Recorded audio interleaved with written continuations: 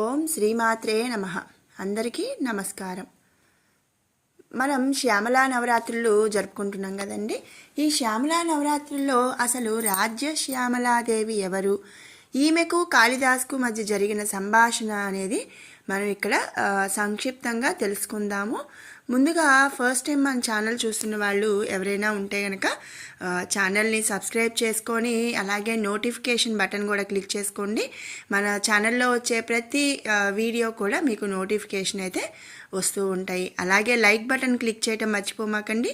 ఎంత ఎక్కువ లైక్స్ వస్తే అంతమందికి ఈ ఆధ్యాత్మిక విషయాలు అనేవి షేర్ అవుతూ ఉంటాయి అన్నమాట. ఇక శ్యామలాదేవి, ఈ శ్యామలాదేవి సరస్వతీదేవి యొక్క రూపం అన్నమాట, జ్ఞానస్వరూపం. ఈమెను మంత్రిని అంటారు. లలితా అమ్మవారికి శ్యామలాదేవి మంత్రిగా ఉండేది. మనం లలితా సహస్రనామాల్లో వింటూ ఉంటాము. అలాగే లలితా అమ్మవారి పటంలో ఒకవైపు శ్యామలాదేవి, ఒకవైపు వారాహి అమ్మవారు ఉండటం కూడా మనం చూస్తూ ఉంటాము. శ్యామలా ఉపాసన అనేది దశమహావిద్యల్లో ప్రధానంగా శ్రీ విద్యను ఉపాసిస్తే తరువాత అంత ప్రసిద్ధిగా చెప్పుకునేది మాతంగి శ్యామలా ఉపాసన అన్నమాట. ఈ ఉపాసన వామాచారం, దక్షిణాచారం రెండు పద్ధతులలో కూడా ఆరాధిస్తారు. ముఖ్యంగా ఉత్తర భారతదేశంలో ఈ దశమహావిద్య సాధన మహాప్రసిద్ధి.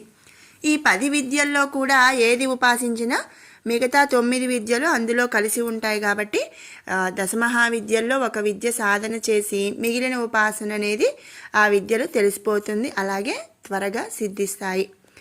ఇక మాఘశుద్ధ పాడ్యమి నుంచి మాఘశుద్ధ నవమి వరకు ఈ శ్యామలా నవరాత్రులు, వీటిని గుప్త నవరాత్రులుగా చేస్తూ ఉంటారు. లలిత అమ్మవారు ఆమె అనామికా ఉంగరంను రాజముద్రగా శ్యామలాదేవికి ఇచ్చారు.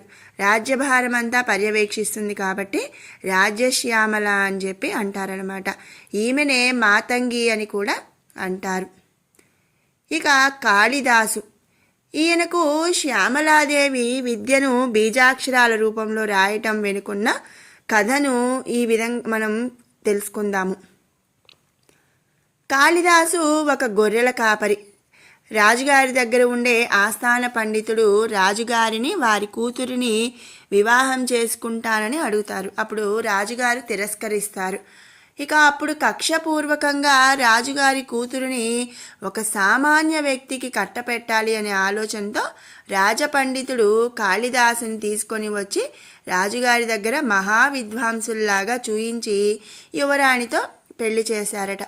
అప్పుడు యువరాణి ఈ విషయాన్ని గమనించి కాళిదాసు ఈ విధంగా అడుగుతుంది, ఏ విద్య రాదని నాకు అర్థమవుతుంది, కావున గుడి చివర ఉన్న అమ్మవారి దగ్గరికి వెళ్ళి, అమ్మవారు ఇప్పుడు నగర పర్యటనకు వెళ్ళి ఉంటారు, అమ్మవారు వచ్చే సమయానికి గుడిలో గడిపెట్టుకొని ఉండు, అప్పుడు అమ్మవారి లోపలికి రావాలి కాబట్టి ద్వారాలు తెరవమంటుంది, అప్పుడు మీరు మీ కోరికను ఆమె దగ్గర ప్రస్తావించండి, మీరు ఒక అజ్ఞాని అని, సరస్వతీ కటాక్షం కావాలని కోరండి, అలా అయితేనే ద్వారాలు తీస్తానని కూడా చెప్పండి అని భార్య ఈ విధంగా చేయవలసిందిగా కాళిదాసుకు సూచించిందట.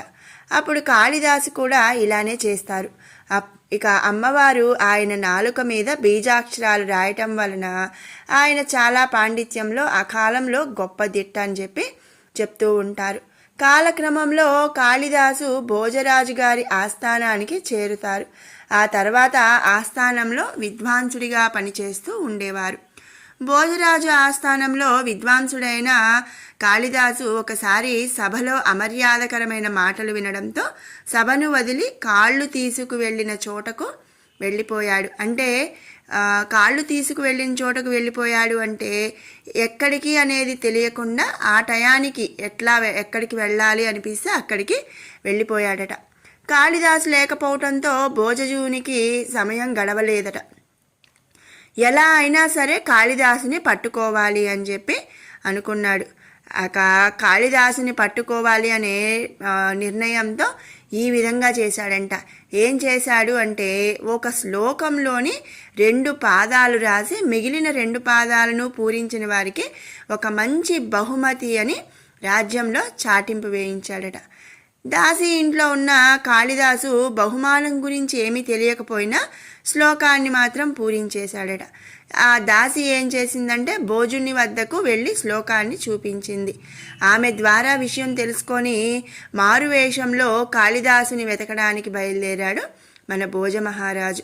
దారిలో ఓ చెట్టు కింద కూర్చున్న ఓ సన్యాసిని చూసి కపట సన్యాసి రూపంలో ఈ భోజరాజు అతని దగ్గరకు వెళ్ళాడట. ఇద్దరు సంభాషణ ఇలా కొనసాగింది. ఏమనంటే ఆ సన్యాసి మారువేషంలో ఉన్న భోజని నువ్వు ఎవరు అని అడిగాడట.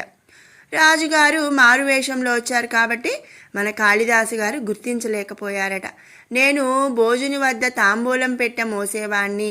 ఆయన మరణించిన తరువాత అక్కడ ఉండడానికి మనసు ఒప్పక ఇలా వచ్చేశాను అని చెప్పి మారువేషంలో ఉన్న భోజుడు చెప్పాడట. ఆహా, నా భోజుడు చనిపోయాడా అని ఆ సన్యాసి బాధపడుతూ చరమ శ్లోకం పాడటంతో మారువేషంలో ఉన్న వ్యక్తి కింద పడి చనిపోయాడట. ఆ మారువేషంలో ఉన్నది భోజమహారాజు అని ఏమాత్రం అనుమానం లేని ఆ సన్యాసి అంటే కాళిదాసు అనమాట. ఇక్కడ సన్యాసి అంటే కాళిదాసు అమ్మవారిని ప్రార్థించి శ్యామలా దండకాన్ని పఠించాడట. ఇక్కడ భోజమహారాజు మేలుకొన్నాడు అన్న అర్థం వచ్చేలాగా ఈ శ్యామలా దండకాన్ని పఠించడంతో మరి శృతించాడట. దాంతో భోజమహారాజు మళ్ళీ నిజంగానే బతికాడు. ఈ కథను మొత్తం చెప్పి ఈ సందర్భంలోనే దీని ద్వారానే మనకు శ్యామలా దండకం బహు ప్రాచుర్యంలోకి వచ్చిందట. ఇక మీ పిల్లలకు విద్యలో ఏదైనా ఇబ్బందిగా అనిపిస్తే రాజ్య శ్యామలా దండకాన్ని వినమని చెప్పండి. విద్యలో ముందుకు తీసుకెళ్తుంది రాజ్య శ్యామలా దండకం.